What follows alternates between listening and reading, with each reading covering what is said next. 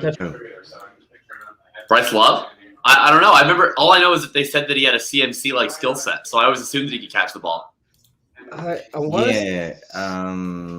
Love, college stats. Part of his problem was he tore the shit out of his knee in his final game, right? Yeah, but I don't think that. No, he was not a receiving. I mean, he had 49 total receptions in college. Yeah, he was never going to CMC like skill set because they both went to Stanford. So maybe he like took an engineering program or something like that, and they have like the same level like aeronautics skill set. Exactly. That's probably exactly what it is, to be honest. McCaffrey, I mean, they both had 99 receptions in college. It's just breaking news, guys. Breaking news. Christian McCaffrey, good receiver in college. Yeah. And then it actually translated to the NFL. I don't know if people are aware. Shane, how was the 20 receptions? How was the expo, folks? It was good times. We did some things.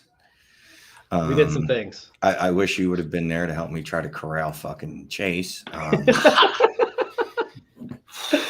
That was wild. Dude, I would have killed to have been there with you guys. It sucks. I didn't know like what was going to be the situation with border stuff, but hopefully next year I'll be there. It looked like an absolute blast. I would have had so much fun. I would have, especially when I saw there was karaoke. I'm a big hit at karaoke. Mr. Brightside is usually my go-to song. I do a great rendition. Yeah, I wasn't invited to karaoke. I wasn't one of the cool kids. What do you mean? We told you to come out with us, and then you disappeared. Who is we? Me and like a handful of other people. We were still sitting at the table, and you said you had to go back up to your room to do something. I don't know what that could have been. Were you like writing an article? What were you doing? None of this sounds familiar to me. I got to be honest with you. I was blackout drunk a few times. So that could have been probably during that period. You were. Yeah, which of you got more drunk at the expo? Definitely Chase, right? Chase was. Chase is he's a horrible drunk. I am a responsible drunk. Horrible. I'm a fun drunk. That's what I am. Trace, I had to call Chase on 2 separate occasions to ask if he was dead. Okay, well, to be fair, if he was, then like that wouldn't have been a great question to ask. No. But, he wouldn't have given you a very good response. Yeah, and then Tyler showed up, and Tyler's like, I expect you to be taller. I'm like, what'd you expect, man? Like, I thought has to be on a booster seat right now. Yeah, you don't look tall to me. I've never once thought you were tall. If you were tall, you wouldn't. If you were tall, you wouldn't have tried out the mustache because if you're tall, you don't need to resort to like facial gimmicks to pick up women. You're just like tall. Who said I did it to pick up women? No, I don't know. You think about Chase. Chase is a good-looking dude, man. It's pretty funny watching women how they react around Chase. Like Chase is just ignoring them and they're like bothering him. It's like when you see a hot girl at the bar and dudes keep like bothering her. Like that's Chase. How do you do with the ladies at the expo, Shane? I kissed like 5 or 6 dudes.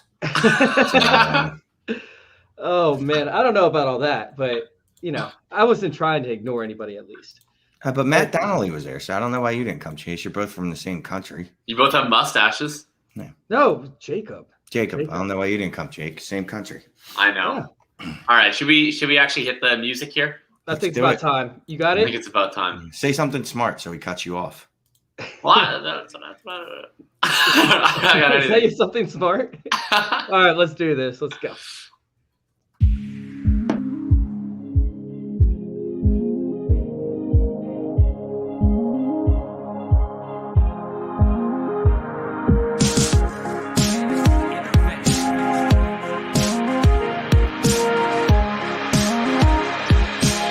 This is Dynasty Intervention.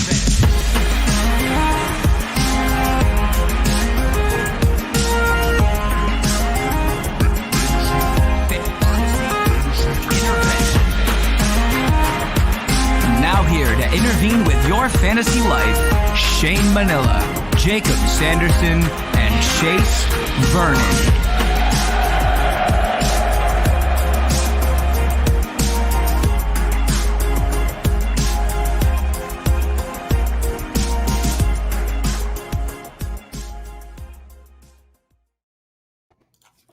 What's up? Welcome in, folks, to another Tuesday night edition of Dynasty Intervention. We're kicking it old school tonight. I'm going to be honest. This is the Hot Mess Show. We've had a great run. of fun guests. We've had an awesome rotating crew of unique discussions. Like this weekend, the boys, they were hitting it big at the Expo. I've been totally overloaded with work stuff. I had a bunch of errands to run.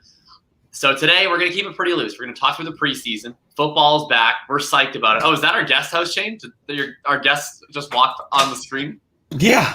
I'm trying to skew our demographic a little younger. Oh, that's good. I thought I did my part on that. But look, here's what we're going to do today. First of all, our show sheet, this is the most scattered show sheet of all time. I first wrote it on an iPhone Notes app and then just sent them an image. And then Shane tried to type it. And I can't make like any sense of it. It's like it has the same sections, but like all over the place. We're going to make it work. But please, if you're in the chat, send us your questions. Send us anything that you were excited about from preseason, not excited about, have questions about it. We would absolutely love to talk through all of your stuff so that we have to come up with less original content on our own. All right. Does that sound good? Yeah. Thank you very much. If Facebook listener, Facebook. Yeah. viewer, Facebook user. We love Facebook user. If you could go ahead and ask any questions whatsoever, like I will even take like your kicker questions at this point. IDP for sure. IDP. Yeah. I was talking IDP this weekend. Are you an IDP guy now? No, yeah, FF Chef. I don't know. You got to sleep in bed with me, I heard. So maybe you can tell. Is Shane really the worst? Could be the best. Shane is honestly the best. Okay, Shane might be the worst at putting together a show sheet. That's actually possible. Is Shane the worst? No. Shane is one of the nicest guys. I know he doesn't seem like it, but he truly is such a supportive person. It's truly an honor every Tuesday to podcast. Pineapple on pizza, okay? No. Yeah, it's encouraged. No, that's some Canadian fucking stupidity right there. You don't put fucking pineapple on a pizza. I love pineapple on pizza. I don't know what you're talking about, man. Get out of here with that shit. But You don't love America. Keep these coming. Whatever you got, we will get to them, especially your serious football questions. But we're also happy. You know we don't take it too. What up, Dustin? Welcome to the chat. And Dave, what up? Hey, Rob. Oh yeah, people. Okay, let's talk about this for a second. So I always podcast with a hat on. And I did this video today about Stephon Diggs where I just went in the backyard with a shovel and I just talked about Stephon Diggs. And first of all, it's depressing because that got more views than any episode of this show has ever gotten within 1 hour. And then, people said I look like Jamie Lannister. They said I look like a Disney prince.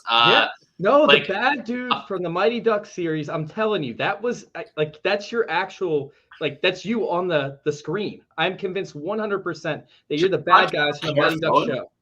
Shout out the hair flub. Insane. Maybe. It's insane. All right, let's get into it here. Few big things from preseason. Let's start off with probably what everybody wanted to see most this weekend, which was these rookie quarterbacks. They finally got their start. And Shane, who impressed you the most amongst these rookie quarterbacks? Well, and I don't want to say it's because it's the only game I actually got to watch sober, but it was definitely Justin Fields. Justin Fields looked really good. I was impressed. I know Chase wasn't because Chase hates him for reasons that I'm not entirely clear on. But he looked. His future isn't adequately stabilized. Yeah, he looked really good to me. I mean, I saw him with a nice pass to Justin Hardy, who amazingly was still in the league at that time. I didn't know. He was cut today, so he's no longer in the league, but I was like shocked. But yeah, Fields looked really good to me. I heard conflicting reports on Trey Lance. I heard he scored a touchdown, but the rest of it not so pretty. Yeah, I'll talk on Lance quick, and then I'll pivot over to Chase to go into the other couples. Like I watched every snap of Trey Lance, of course. We all know that I absolutely live and breathe and love Trey Lance. He is my favorite player in the NFL. I've loved him since NDSU. For folks who don't know, Fargo is like a 4-hour drive from Winnipeg. So I'm always following the NDSU team. That's also why I love Carson Wentz so much. I thought Lance looked good. I think his wide receivers did him a major disservice. I mean, when you only get 14 passes and your wide receivers drop 3 balls that hit you directly in the hands, that's usually going to lead to a lot of inane conversation about completion percentage for the rest of the week. The one that was most triggering for sure was the River Craycraft drop, mostly because I just think a guy with a name as cool as River Craycraft, I'd just like to say better things about you. But I mean, look, you saw what you needed to see. He had the ridiculously good touchdown throw. The one thing I noticed with Lance, when they got him on the run, or just when he was flush and he was moving himself on the run, he's at his best. Like, he's really patient in that situation. He sees the field well. His accuracy's on point. When he's just standing in the pocket, that's where things get skittish. That's where it feels like he's more likely to stare down wide receivers. That's where he's forcing some throws. That's where the ball's sailing on him a little bit. So I'm interested to see for the rest of his preseason how he progresses as a pocket passer. And I'm interested to see when he actually gets into games, like whether Shanahan will be a lot more inventive in how they use him, because they didn't do any RPO stuff. They were mostly just pretty vanilla out there. Look at this. Do they still have TV in Canada, or is it just radio? Yeah, actually, believe it or not, Canadians have always been at the height of technological innovation. I don't know if you've heard of Alexander Graham Bell, but if you want to get on a telephone today, that'd be pretty cool. Yeah, we also invented bagged milk. We invented the loonie, so that's pretty awesome. And, insulin, so that saves lives. But whatever, it's fine. Yes, we do have TV in Canada. Chase, why don't you talk to us about either Lawrence or Mac Jones, both of those? What'd you see? Real quick, I do want to discuss Fields because he did not play well, in my opinion. Oh my gosh! I'll put this out here right now instead of saving it for the end. He was completed like maybe 3 passes aside from playing in the second half of the game. Yeah, yes, Tyler, we do use horses for cop cars, and that's why our police don't kill as many people in Canada. Up against second stringers, essentially, he looked absolutely horrible. I think the longest pass he completed was 7 yards, which was like a dump off play where they were playing prevent defense, trying to prevent a 16-yard third down conversion, and he threw it 6 or 7 yards. After he spun out, while he should have just stepped up into the pocket because there's pressure coming around him, said he spun out to the outside, got on the run, and cut half the field off from his available passing. So sitting there and looking at Fields, like he looked great up against the third and fourth teamers, but up against the second teamers and a couple starters that were mixed in, he looked absolutely horrendous. He with 4 straight incompletions, I believe, one of them obviously being a 3-and-out. So I'm not a fan of Fields being in the system. I think the best thing that could happen to him is getting rid of Nagy. Nagy did not call the proper plays for get the ball out of his hands quick, which is one of my least favorite things about Nagy. So I'm not a fan of Fields in this offense. Do I think he takes a starting job? Absolutely. Do I think he's going to be fantasy relevant? Yeah, for the majority of games, but I don't know his upside, and I just do not want to see him get killed time after time after time again in the pocket for the Bears. But looking at Lawrence, I was slightly disappointed. Outside of his 35-yard pass, I believe 5-yard pass to Marvin Jones Jr., his longest pass was also only like 7 or 8 yards. So that was a little bit disappointing. They said that they really missed the speed from DJ Chark, which, that makes a little bit of sense. But still, to see that be his cap was really, really disappointing. So I was not a big fan of that. And as for Mac Jones, I liked him, but I feel like he kind of walked in the same situation that Fields did. He did okay up against the second teamers, but up against the third teamers where he really boosted his stats. So, that's something to monitor if he actually gets a chance up against some more starters as to whether or not he can, be good. But once again, it's preseason, so I don't want to overreact. All right. Well, we all know that the Chase is a Fields hater, so that's fine. You hate fun, you hate mobile quarterbacks, and that's all right. You can be that way. Their future's not stabilized because they take too many sacks, so it's fine. You know who he loved? Josh Rosen. I hated Josh Rosen. Commands the pocket, stays in the pocket. That man is stabilized. He is got a trust fund and everything.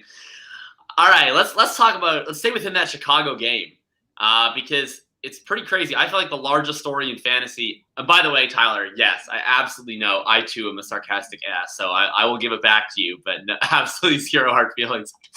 Let's stay in that game. I don't even think. Yeah, we're at 2. I'll be doing a drink every time. Look, we're staying in that game. I don't even think Fields was the talk of that game. The talk of that game coming out for fantasy was Myles Gaskin, 7 snaps with the first team offense. Malcolm Brown, 16 snaps with the first team offense. Gaskin stayed out with the second team offense. Then Brian Flores comes out, hints at a committee. Shane, you're the situation, the landing spot correspondent. Are you also the running back by committee correspondent? I hate you so much. So yeah, I hate you a lot, but I guess we'll just skip over David Montgomery fucking up his groin. But he's fine. They said he's fine. Well, he's going to be out 2 to 4 weeks. Last I heard. 2 to 4 weeks. Well, when does the season start? 4 weeks. All right. Anyway, Damian Williams season. Anyway, speed scored God. I got Damian Williams. Picked him up in a few leagues. And, I fucking love Damian Williams. I'm a truther, so I'll talk about that all day. I mean, so here's what's weird about me, right? I've been telling everyone, get rid of Gaskins, get rid of him, get rid of him, get rid of him. And now that everyone's going to want to, I don't want to anymore. Now I would like to add him. Malcolm Brown's what's what I'm looking for? Oh, he sucks. Yeah, he's not good. He's never been good. He's never shown that he has the capacity to be good at football, except in the preseason, which is usually where he shines. Yeah, but he wasn't very good this time. But I'm just saying in general, like in his life. Yeah, 9 carries for 8 yards.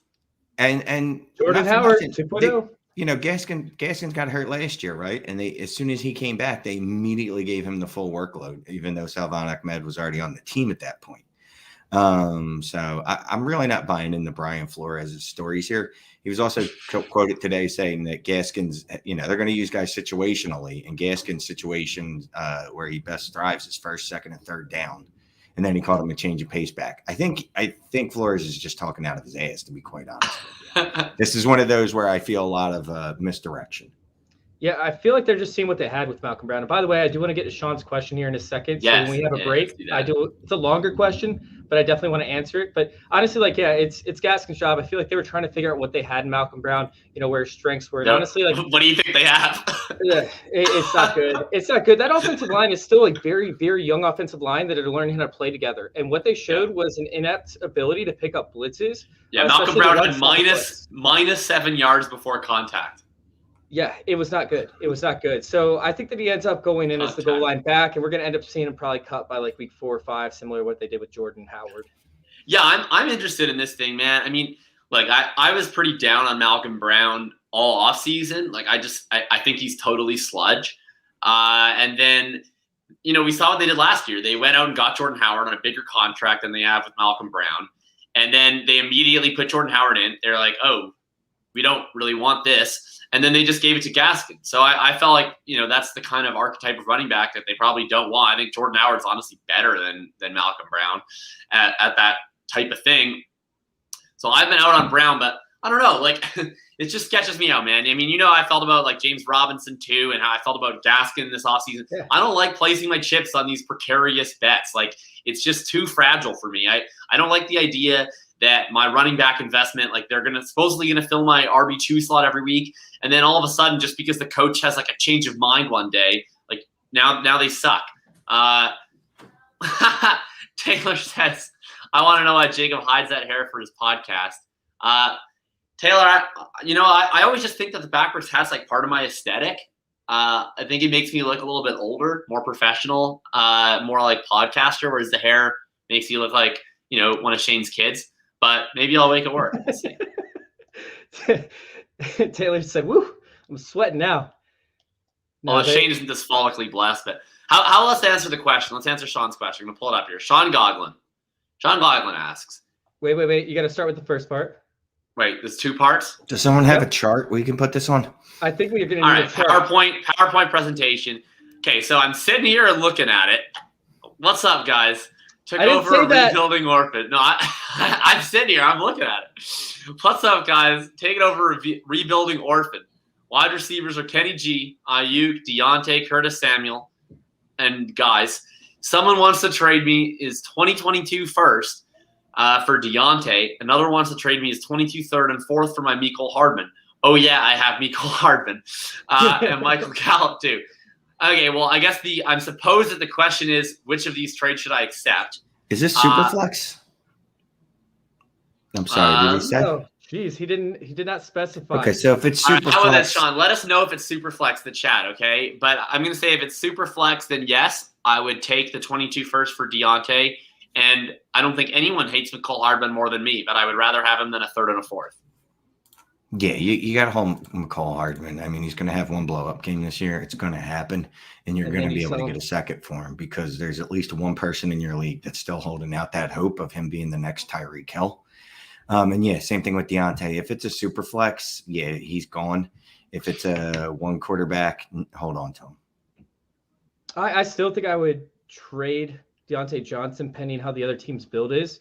But I think it also depends on your build. Like if you're trying to blow up that team and restart from scratch, yeah, that's what he why said. Not take the value? Yeah, why not take that value where you can get it with the 2022 first and hope that it's in a mid-range to later round pick. I mean, a mid to not too late pick, like a 10th at the latest for Deontay Johnson. You know, I just think that if you're off of these players, just get rid of them while you can and, you know, hope for the best. Keep in mind that this is probably the least amount of value a first-round pick will have throughout the entire season. You know, there's always going to be rookie hype following the draft, which will also end up affecting the value of rookie picks then. And then once we finish the season, it goes through the roof. So this is probably the least amount of value a rookie pick has at this point in time. I would take it while you can get it. I just don't like Deontay Johnson, though. That's part of it. Yeah, I'm inclined to agree. Facebook user Hey, says, Facebook user. What's our favorite listener? What's your take on Gaskin? I was planning to draft him with my RB2. My take is don't draft Gaskin as your RB2. In fact, just don't draft Gaskin, period, because you should either draft 2 running backs really early, in which case Gaskin would be your RB3, and you don't want to do that because you should then draft a wide receiver. Or you should take 1 running back really early and then just keep drafting wide receivers and then just take a bunch of other running backs late because one of them is going to be as good as Gaskin and probably one of them you can get off waivers like you did with Gaskin last year. So I would not be spending my round 4 or 5 pick on an RB2 who might not be the starting running back on his team. But feel free to disagree with me, guys. No, Gaskin at no point should have been your RB2. At no point. None. For your RB2, there's never a time in life when the correct answer was Myles Gaskin is my RB2. No. Can I get that on a shirt? I don't know, man. I mean, sitting there in points per game, which you guys love to tout points per game, right? Not overall season finishes. I mean, he finishes a top, 12 or 15 running back? Yeah, he did finish top 12. I would love to have 2020 Gaskin as my RB2, but I don't know if he's coming around the bend. We just talked about how Malcolm Brown is nobody, right? Salvin Ahmed is his biggest threat, most likely. And Salvin Ahmed, although I like him, and you know, isn't that concerning that we all know Malcolm Brown's bad, and yet it's like maybe he'll be the starting running back? Like, isn't that a little bit concerning for Myles Gaskin? I don't think there's a chance in hell. I think that it is 100%. Gaskin's job to lose, and I think that he's going to get you less pass game. I think he's going to be hyper efficient once again, and I think that we're going to see him, carry on the same efficiency that the injury concern. You know who you can take in redraft ADP right now, where Myles Gaskin goes? Mike Evans, Chris Godwin, DJ Moore, Tyler Lockett, all of these guys. This is a redraft. This is redraft fantasy football calculator right now. These are the guys you can get in round 4. If that's true, that's why redraft. Yeah, just take a wide receiver. Here's what you do. You go into your draft round 1. You know what you do? You right click running back, and then you take one. And then after that, you hit right click wide receiver, and you just take like 6 in a row, and you don't even look at the running back tab. You just tab out of running back. Running back. That's what I'm getting on my shirt. I lied. Do not make him that high up. He's going top 42, I think it said. That's ridiculous. Yeah. He's 41st overall. That's ridiculous. That's not. No. You're all in on Gaskin. You already said it. Yeah, just take Mike Evans. I was telling you to sound like I wouldn't have drafted him that regardless of what Brian Flores said, I wasn't drafting him at that high anywhere anyway, because he's going to lose that job. That's just, it's a fait accompli. All right. Dave with my favorite comment, sitting down and looking at it. There's too much risk with Gaskin. Dave, that's great. I love it. That's awesome. All right, let's quickly hit on one other thing here. We got a quote today. We got one more. Gaskin or Damian Harris? It's Gaskin for me, but there's like 4 rounds between them, and that's the problem with Gaskin's price. I'm taking Damian.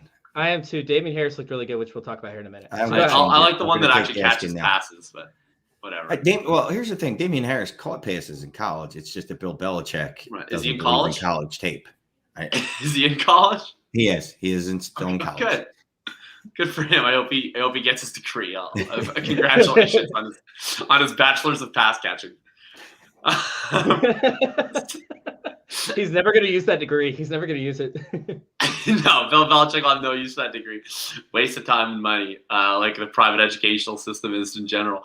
Anyway, all right, here let's talk about Antonio Gibson quick. There was a quote about him today. Look, I remember when Gibson, I put out a tweet today. I said it's a good thing that Canada has universal health care because I have whiplash from the Antonio Gibson takes. Over a week ago, everyone was pumping up Gibson, myself included, as a top 5 running back this year because we already saw what he can do on the ground. He's got the athleticism. We already know he has a pass catching category in college. He's got the bachelor's in pass catching. What if they unleash him in this CMC type role?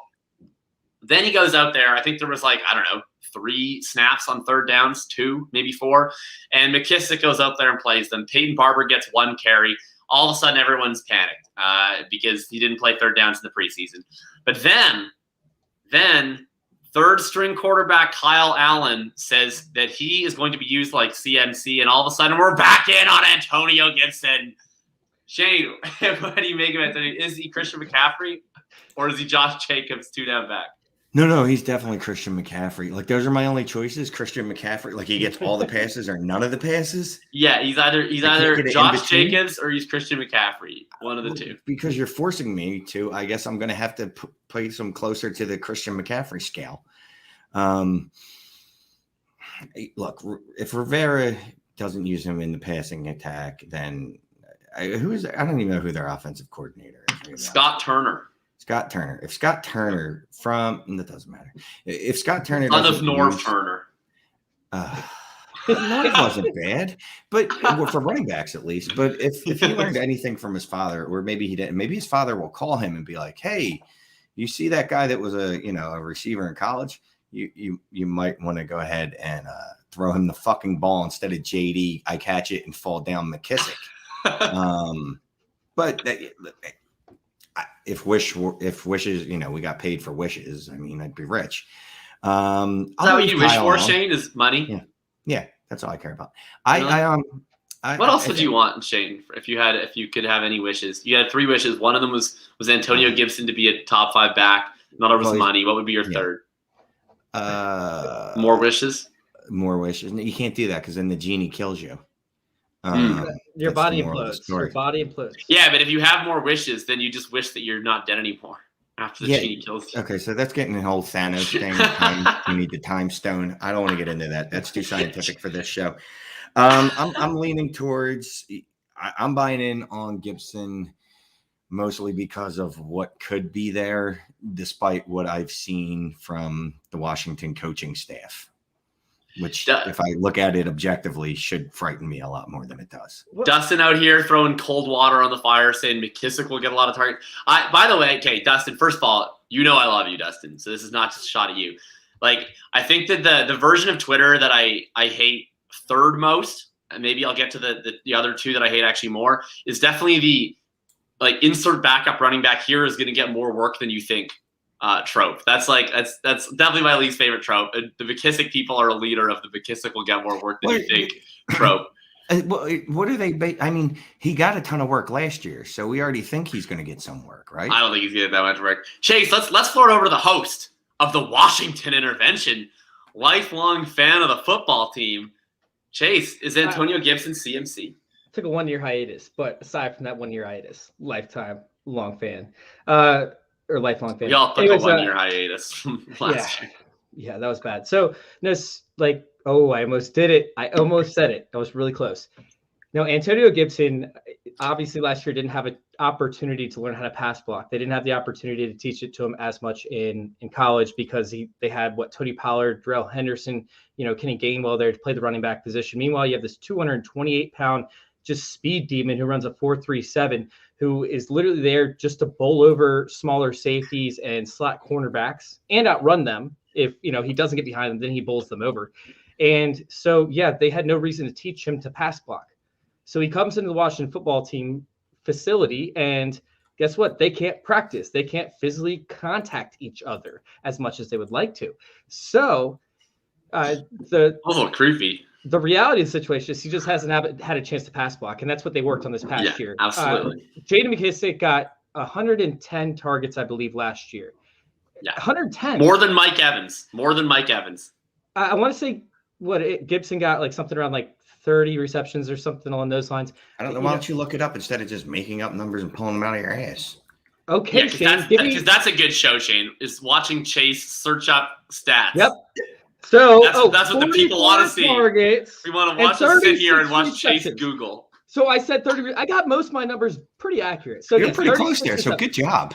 And I don't know what JD McKissic's was, but I'm almost 100% sure it was like 110. So even if he gets, let's just say, 20% of those, right? And we add those on to the top there with his reception rate being right around 78% off the top of my head. Once again, I'm pretty sure that we're going to see Antonio Gibson come on top with minimum of 50 receptions this upcoming year. You add on the yards, his ability to break tackles, his ability to make players miss in the open field, and his speed to outrun linebackers. Dude, Antonio Gibson is a home run this year, and he should end up finishing as a top 7, maybe top 5 running back at the end of the season. He's going to smash this year.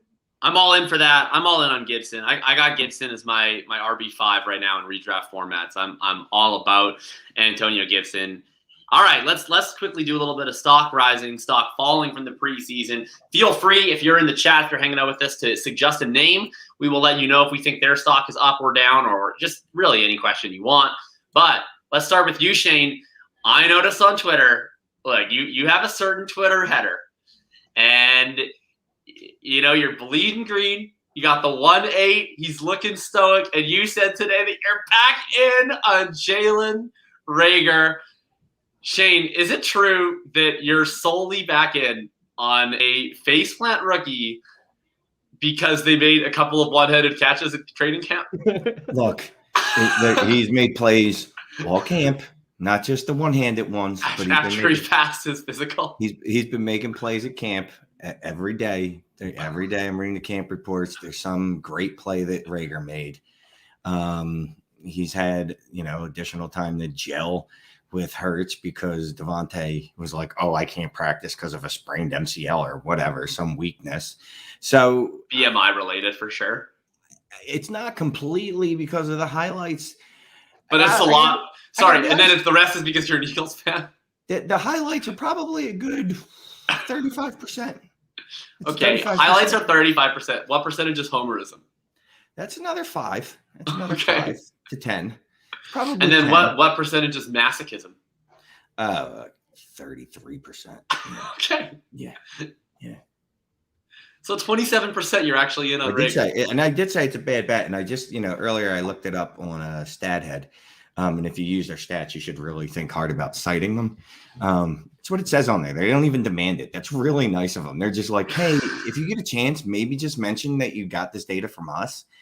The way I figured it, in the last 20 years, there's been 29 bust wide receivers in the first round. That matches Reagor's bust, 400 yards or less. And there's been 6 instances where those guys have gone on to do anything. And I included Nelson Aguilar in the anything pile. I'm giving him last season, even though no one drafted him as such. But there's only been 6 times. And I'm not great with math, but it's like right around 20%. So I know. So what you're saying is 100% of shitty Eagles wide receivers will eventually be half decent on their second contract. I'm saying, look, I'm gonna you don't have to make a bet on anyone. But we're only 2 years away from J-Jaw posting 900 yards on the Raiders. Is it just 1 year? He'll be out of a job. Anyway, look, you don't have to bet on any of these guys, but if I'm going to fall for narrative, I'll fall for the Reagor narrative, where the Eagles were one of the worst just franchises in the history of football last year. So I'll give Reagor a little bit of a pass. Also, I own him in so many leagues. What am I going to do with him? Am I going to sell him now for a third? I mean, I have to hold on to him, until at least gain some second round value, and then I'll consider moving him. Shane, you feel like the guy at the poker table where like you just got beat. You had a 3 of a kind. You had 3 kings. You're like, all right, we're looking good, and you put a guy all in. He's got the 3 aces, and now you're like, hey, well, what am I going to do? I got a pair of 8s. I guess I'm all in on the pair of 8s, and that's how we got to build the stack back. It's sad to see, man. Look. What are you going to do? You're going to trade him now? You get a 3rd round draft pick for him? No. You hope he hits? You hope he hits? 1 or 2 weeks in the first week. Hopefully if he goes out there and pops the first week, second week, you can recoup some of that value and try to move him for a second in a few leagues.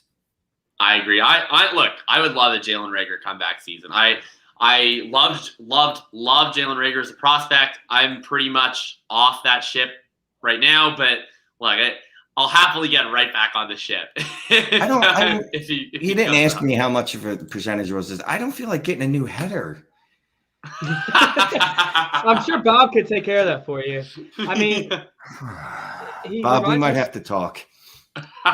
He reminds me so much of like a mini version of Josh Doxson, like his catches and everything that he's doing in camp and like all the hype that's surrounding him at all times. And then Jalen Reagor was actually a good analytical prospect and Josh Doxson was trash. What are you talking about? Josh Doxson was a monster coming out of school with his analytics. Like his no. He was like a 5-year player. Oh, except for the one little aspect. Well, outside of that. You mean so besides the fact that he didn't have a breakout? I thought it was 4-year. I thought it was 4-year prospect, by the way. Am I wrong on that? I'm pretty sure he was either 5-year or redshirt senior or something like really gross. So his like breakout year got pushed way back. Look, no one cares about Josh Doxson, but there's a site that I'm not going to cite, but they have Reagor's breakout age is 18.7. It's really good, and his college dominator in the 74th percentile, courtesy of Player Profile, and courtesy of Player Profiler.com. Yeah. Anyway, comparing him to Doxson is. Look, besides the fact that we're already past that 1-year college thing, like what really we should be focusing on if you want to trash Reagor is what he didn't do in his first year. That's all you need to cite. Like he didn't hit any threshold that you want to see. I went on Reddit just to look at some things. His yards per target falls into the bust category. He's the second worst reception perception performer in their rookie year, literally of all time. Yeah. Yeah, Matt Harmon hates him. I mean, look, if Matt Harmon hates him, and Matt Harmon seems like a friendly enough guy, I mean, he won't come on any of my shows, but sure, I'm sure he's friendly. Yeah, but if Matt Harmon hates him, it's probably not great. Look, it's not a good bet. It's not a good bet. He's already said it. All right. Okay, so first stock rising is Shane saying that it's Jalen Reagor, but it's not a very good bet. It's just because he doesn't want to change his Twitter header. Chase, give us some more inspiration. Who are you rising on? Are we doing individual players? Or are we doing preseason lessons? I'm trying to figure out the show sheet. That's all. Oh, I'm not paying attention. I don't know. I just do whatever. Pick a player. All right. So let's go with Let's go with snaps like from Eno Benjamin and seeing the role that he had. He's now being used in the special teams as a kick returner. He ended up having a couple burst kick returns right off the bat. He then comes on the field. I believe he has 5 rushes for 50 yards. And a touchdown. Yes, and a touchdown. Wait. We're happy about Eno Benjamin's role in the preseason? Yeah, for him to come in and play the small amount that he did. He's now supposedly moved up on the depth chart, according to beat reporters, to the 3rd person on the depth chart. And he's going to beat out James Conner. And he's most likely going to beat out Chase Edmonds by the end of the season. I'm sitting there thinking that Eno Benjamin, we could be walking in and seeing Eno Benjamin in the same role that we see Gaskin in, essentially, where, hey, nobody sees him coming. He's a late-round performer. Chris Carson-esque type role right now. I like it, man. I think that Eno Benjamin could absolutely be a stud in this offense, especially with Kyle Murray. I think his efficiency is going to be through the roof. You know what? I'm behind. Okay, I'm behind Eno. I'm behind the Eno part of this. So I really like Eno Benjamin as a prospect. I thought he should have gone on day 2. I think there might have been a little bit of character concern issue there. I'm not 100% sure. I love Eno's prospect. 15.6% college target share. That's what you want to see. Yep. Got decent speed. He's got really good burst. He's got, right at the sort of the low end of the proper size. He's like that CEH, DeAndre Swift kind of Aaron Jones level size, right? That's what we want to see out of a guy. The other thing I like about Eno, right, it's like all the Chase Edmonds people, like the Arizona running back debate is so funny because the Chase Edmonds people are never like, look at our guy, he's so good. It's like, what do you mean? James Conner? He's old and he's bad. And he's hurt all the time. And then James Conner people are like, what? Chase Edmonds? He can't even run the ball. And it's like if the two sides are just saying that the other guy sucks the whole time, it's like maybe there could be a third guy. Maybe that could be, Benjamin. My issue was they had the preseason game. James Conner didn't even play in the preseason game. Chase Edmonds got all the snaps with the first team. Then they went to, what's his name? Ward, I think, Hospital Ward. Then finally it was, Benjamin got in. That's my concern, is just that the actions speak louder than the words. However, if in a preseason game soon he starts getting any reps with the ones, I'll get pretty immediately excited about Brian Benjamin. Shane, you have a lesson based on Chase's bad guy. Yeah, so just don't find what you want to find, what you're already looking for in preseason. Sorry, such a good comment. When you go into the preseason looking for reasons that Benjamin is going to be the RB1 in Arizona, and then you bring up some fourth quarter snaps that he got and that he's third string on the depth chart. I would hope he's third string on the depth chart. Like, who else was on that depth chart? He's still got carries in the second quarter, I believe, from what I was looking at. Some guy named Ward. I don't know that that's a person. Actually did not play a single snap last year, so that was my biggest concern. Good sell. Good sell. No, that's a massive concern. It really is. But at the same time, there have been worse situations for players. Like, why are people running out and vouching for like Justin Jackson, for example, who's another 7th round pick who because he's number 2. Well, yeah, and he's actually, and in limited sample size, we've seen Justin Jackson actually produce a little bit, and he is number 2, and we saw the direct replacement that they drafted last year was awful, and they've realized that. And as soon as Justin Jackson was able to play, they let him have a job back. So, I mean, that's the reason. Look, I loved Eno in college. I absolutely adored him. And then he lasted until the 7th round, right? Yeah, and then I decided I no longer like him. Jamar Jefferson for 2021 was my Benjamin back in 2020 of like the college guy who I really, really liked. And then I check after day 2 and I go, oh, shit, I don't see his name here. And then I go, okay, on to my next stream. Most of these players that are going in the 7th round, they're behind studs. Like, they're behind like complete like stud aspects where we're talking about, Austin Eckler, right? We're talking about DeAndre Swift. They're not going to, 7th round pick isn't going to seed work from a player that's already made a name for himself. Chase Edmonds hasn't done shit in the league so far, and James Conner has proven that he can't stay healthy. So you're talking about a backfield very similar to Seattle's backfield back 4 or 5 years ago, where there's nobody there. There's a bunch of players with potential, and that's it. Like, why not, take a shot on a guy in a late round like Benjamin, who could actually seize a starting role? I'm here for it. I'm here to turn on the Warren Jets and get rolling with some Brian Benjamin. All right. Here's my guy. Stock is rising. We're putting on for our city. We're talking about Drew Lock, baby. The stock is rising on Drew Lock. Yes. I think that the Denver Broncos want, in their heart of hearts, Drew Lock to take the job, right? Everybody knows Teddy Bridgewater isn't all that great. He is a stopgap solution. They paid, a 7th round pick for him, 6th round pick for him? A guy that doesn't really matter, right?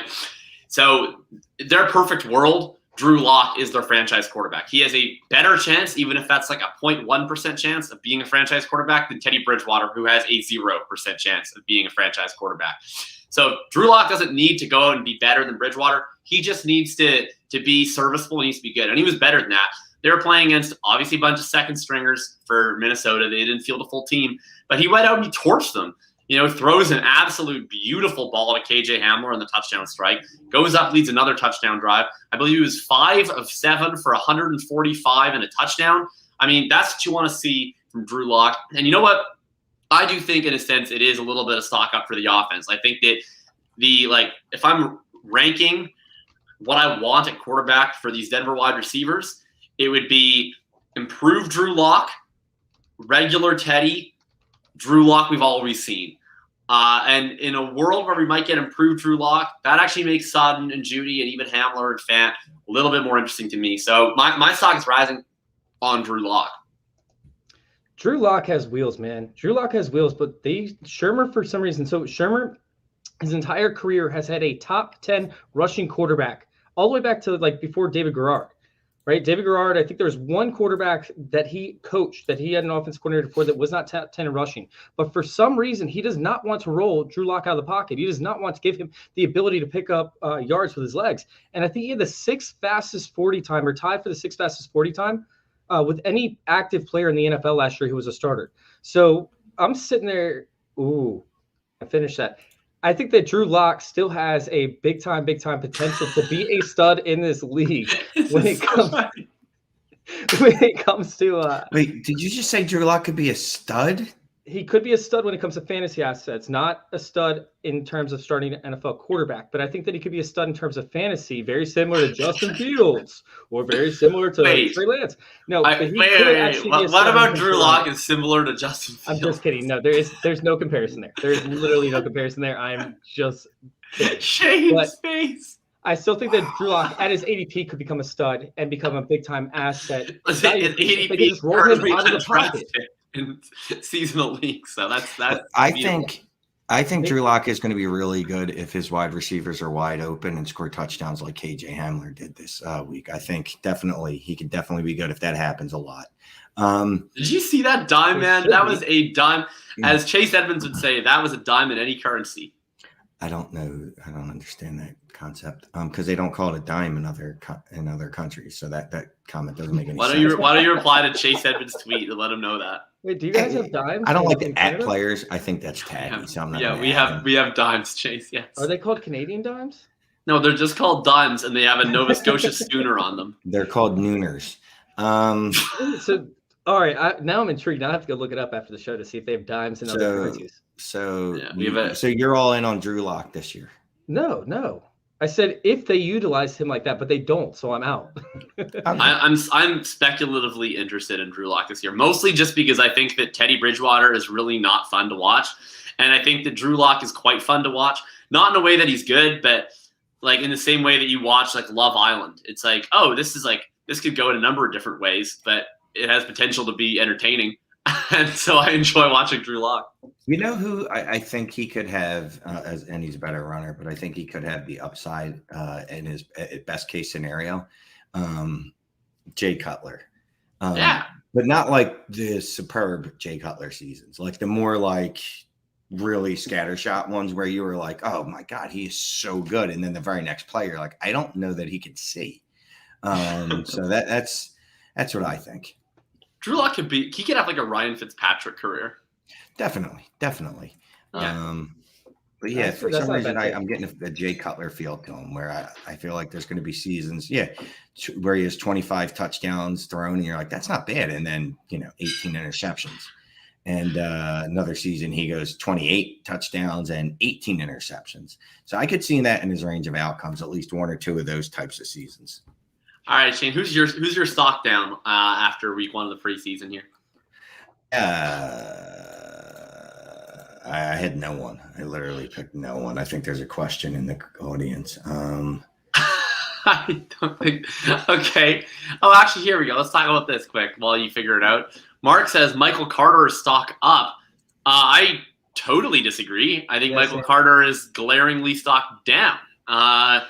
They had 22 snaps with the first team offense. Tevin Coleman was rested, which frankly, he's probably most stock up just by virtue of being rested because that means they think he's important. And of the 22 remaining snaps, Ty Johnson got 13. Michael Carter got 9. I wouldn't panic. Michael Carter's a rookie. Travis Etienne didn't lead them in snaps either. I certainly don't think that if a rookie doesn't lead your team in snaps the first week of the preseason that he doesn't have a chance to lead them in the regular season. But I think that a lot of people were seemingly under the expectation that he had already won this job, and that seems to pretty clearly not be the case. Agreed. I honestly think that he actually took a hit in his stock, like you brought up. I'm not very enthusiastic about any of this, but you know what? They need to get him in the game. They need to see the first team offense in the game to an extent. Some use.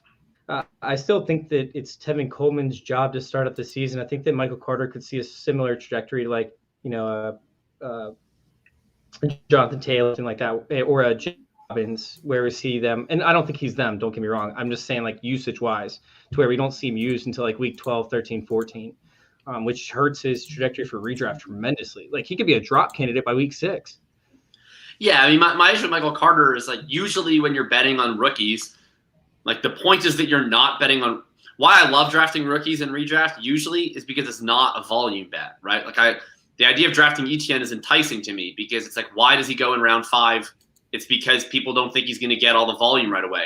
But no one's being like, oh, I think he actually sucks, or I don't think he's an explosive athlete, or I don't think he'll be efficient. It's just, I don't know what his workload's going to be. Whereas Carter's the opposite, right? Like everyone's like, oh, I'm just drafting him because I think he'll get a workload, but he's like slow and small and has never carried a full workload in his life. So I think he's I don't know. He's just weird to me. I don't really draft a whole lot of Michael Carter.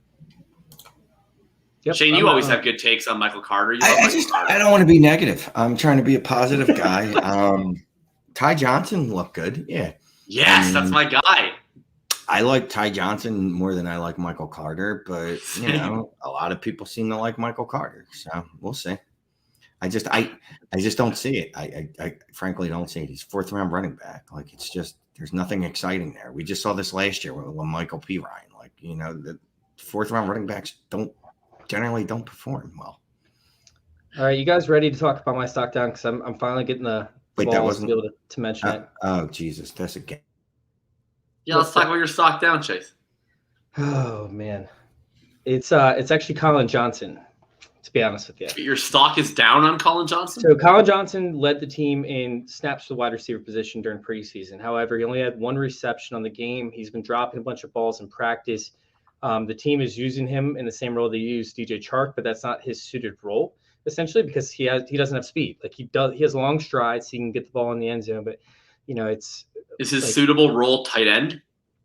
It could be potentially, but not anytime soon. And he's not going to be able to block. So it's going to be only on passing plays that he's going to be in there, majority-wise, in the red zone. So to see him barely utilized as the guy they're calling plays for all these quarterbacks to pass up on the players that they're targeting, it hurts me. It pains me. Yes, Dave, it pains me to say this, and I'm huge.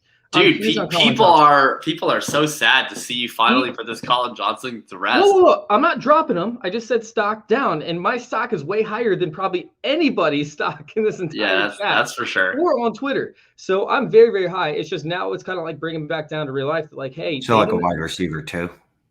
Yeah, like a wide receiver too. He's not the starting he's not the wide receiver 1 for Jacksonville anymore. Oh, no. Can I add a lesson into this? Okay, so first of all, he was never the wide receiver 1 for Jacksonville. He was the wide receiver 1. No, he definitely was not. So here's the thing that I feel strongly about with preseason. I think that usage is way more important than stats. And even the usage is usually overrated because you're looking at tiny little samples, right? Like, people made a big thing about how they had 4 12 personnel snaps and Juju got 3 and Claypool got 1. It's like, okay, well, so if Claypool didn't need like an extra sip of Gatorade 1 snap, then they're 2-2, and now like there's a whole new narrative. Like, when the sample size are that small, I think it's insane. But here's what I do think is nice about the usage for Colin Johnson, is they played Colin Johnson and Marvin Jones every single snap in 11 personnel, and when they went to 12 personnel, which is probably not going to happen a whole lot in Jacksonville this year. I don't know how that happens. They took it can't happen now. They cut Tim Tebow. So when they go to 12 personnel, they took Chenault off the field and they left Colin Johnson on the field. So that's encouraging. Does that happen when Chark is back? Does that happen when Chark comes back? Probably not. But I don't know. It could be worse. I guess what would be better is if he like caught a bunch of passes and then they were like, "How can we ever take you off the field?" But the thing that sucked, the thing that followed it up is like this past week prior to, and he's been making crazy catches all season, and he's always made great, amazing catches. Everybody's like, how the hell did he make it? Well, he's like, you know what? Do you know why it always looks incredible as catches? Because he's always covered. Yeah, true. Like wide receivers that don't have separation. That's why people are like, oh my God, N'Keal Harry makes these circus catches all the time. Because there's always defensive backs that are draped onto him because he can't separate. Yeah, that's very true. But Colin Johnson being 6'8", that's already a separation, or 6'6". That's already a separation in itself. Call him 6'10", 6'8", and 6'6". All in the last minute. Rashad Bateman. Rashad Bateman. Is that why his stock is dropping? No, but seriously, like, I love Colin Johnson. It was definitely a little bit discouraging that he only got 1 target, although he played all those snaps. And I know that being on the field is key. However, when DJ Chark comes back, he was playing the role that they used for DJ Chark, which means that he was just essentially being a decoy and running the same system that they're already going to run.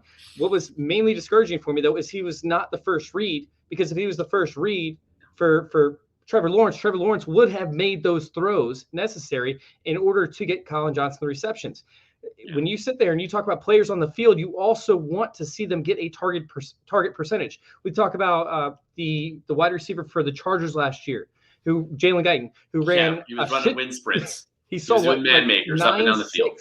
9.6, I think, on his target percentage per route. Yeah, I don't want to see that for Colin Johnson. Like, I'd rather see a smaller target percentage, but yet him get utilized in the red zone than see him just on the field running around not getting targets. Do you think it'd be better if he got caught?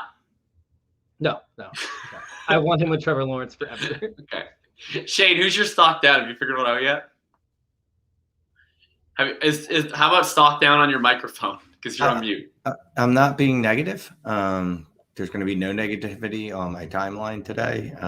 Wow. I'm giving no one stock down because, it's the first week of the fucking preseason. Relax. How about this? Kerryon Johnson, since he's no longer on a football team. That's not great. One. Not great, Bob. You know what? All right, I just want to quickly say a eulogy for Kerryon Johnson. Like, you came into our lives. You had a cool name. But honestly, beta personality. When they said they were going to give you the ball more, he was like, no, actually 12 touches a game is good for me. If I take any more, my knee will spontaneously combust. And then it did. And that's it for Kerryon. The one thing that I do feel annoyed about with Kerryon Johnson is that because he got hurt all the time, people who thought Kerryon Johnson was good will now say that he would have been good if it wasn't for the injuries, and he'll be like a one that got away, when actually he wasn't very good. But Kerryon, I wish you well. I certainly, as much as I never liked you as a prospect, I definitely don't enjoy watching your career waste away. So that's very sad for Kerryon. I'll give a stock down. I don't know why Shane got all positive all of a sudden, but good for him, I guess. Let me just pull up the S&P 500 real quick and find some stocks that are struggling. No, I think that stock down for me. This one, I'll be honest about it. We're staying with the Jaguars, and it's a guy that I love very much. I'm not stock out, but I'm mildly worried about Laviska Shenault. I would have liked to see him stay on the field. I think that the bet on Shenault this year was that he would be the wide receiver one, and by that I don't just mean the most targeted wide receiver. I think it's very feasible he could be the most targeted wide receiver as a slot-only guy in that offense because they're going to run 11 personnel, I think, all the time. But my issue is just when they went to 12, they didn't even have Chark there, and they were still they're like, Colin Johnson, you stay out there. On 2 snaps, they actually went to 12 personnel with the first team offense, and they put Laquan Treadwell out there as the outside wide receiver. I don't think that that's very smart, but that seems like what Urban Meyer has decided to do. I don't think that Laviska Shenault is a slot-only player. I think he can play outside, but it very much concerns me that Urban Meyer seems to disagree with me. I don't have a ton of faith in rational coaching from Urban Meyer, and I think that it is concerning to me if he's a slot-only player and he's going to stay in the low 8-out role. I'm not super concerned. I still like him. I still think he's going to get a ton of targets in that role. I still think he's going to be very good for fantasy. I still think he's probably underpriced. But I really think that the sort of top 12 ceiling where he's just going to be the guy this year that totally breaks out depends on him being more than a slot guy with a 6-yard ADOT. And definitely what I saw last night or in the first week was not great for that version of Laviska Shenault. It was definitely concerning to an extent, but at the same time, I think that, I like the fact that whenever he was on the field, he got targeted. Yeah. He had a 70% target share while he was on the field or when he ran routes. It was crazy, whatever the percentage. They're peppering him. Yeah. They peppered him when he was on the field. So I think it was more of a preseason week 1 narrative than it was a seasonal, as we advance further narrative. I think, like you brought up earlier, they're not going to play a bunch of 12 personnel. He's going to be on the field. And when he's on the field, he's going to get targeted. He was actually almost one of my stock up guys, but I just could not get over that average depth of target, which you also brought up. That's very disappointing to see him not actually take it for less than 7 yards per reception or whatever it was. It was bad. Oh, you mentioned target rate. I want to give a bonus stock up. My guy, Corey Davis, stock way up on Corey Davis. Corey Davis, 100% target rate, baby. 100%. Every single time that Corey Stud Davis was on the field running a route, they threw it to him. That's what I want to see, man. Zach Wilson, first start, and he's absolutely peppering Corey Davis with targets. I understand Elijah Moore was not on the field. My favorite comment, by the way, when I posted about how excited I was for Corey Davis, was someone was like, why does that have anything to do with Corey Davis? What if Zach Wilson just threw it to the right player? I was like, well, actually, I think that it probably has something to do with Corey Davis. If he was the right player on 100% of the routes that he ran, maybe he got open. So I think Corey Davis is good. I think he is the most underdrafted player in seasonal fantasy leagues. I think it's a travesty that he goes the 10th round when he's probably going to lead his team in targets. That was great. And my guy, Lindsay, aka law firm guy, in the chat saying, when you're sitting there and looking at it, me and Jamie Lannister bear a striking resemblance. What do you think? Stock up or stock down for the Jacob Sanderson Jamie Lannister comparison? Stock has to go up after tonight, but I still believe that you are the Mighty Ducks bad guy in that whole situation. Shane, do you think I'm more Jamie Lannister or Mighty Ducks bad guy? Or have you seen Game of Thrones?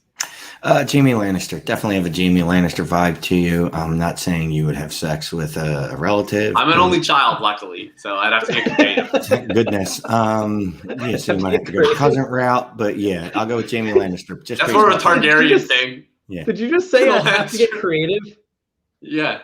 Oh God. I mean, let's not say you have to look. Targaryens were all about the cousins, but the Lannisters, they were strictly a brother, sister, or bust. Yeah. So I do want to address this comment real quick with Dustin Ross 30 in the chat. Yeah, let's do it. So I don't think he's gonna sling it. I do think Zach Wilson's gonna sling it, but I think it's a controlled sling, right? Like they're going to have controlled sling. It's gonna be controlled sling. Is that like the name of your like early 90s grunge band? Controlled sling. They're going to limit the areas they swing it. Limited areas of sling. Yeah, so looking at the Shanahan system, right? Which Next up, it's Chase Vernon with controlled sling. Controlled sling. Covering Pearl Jam.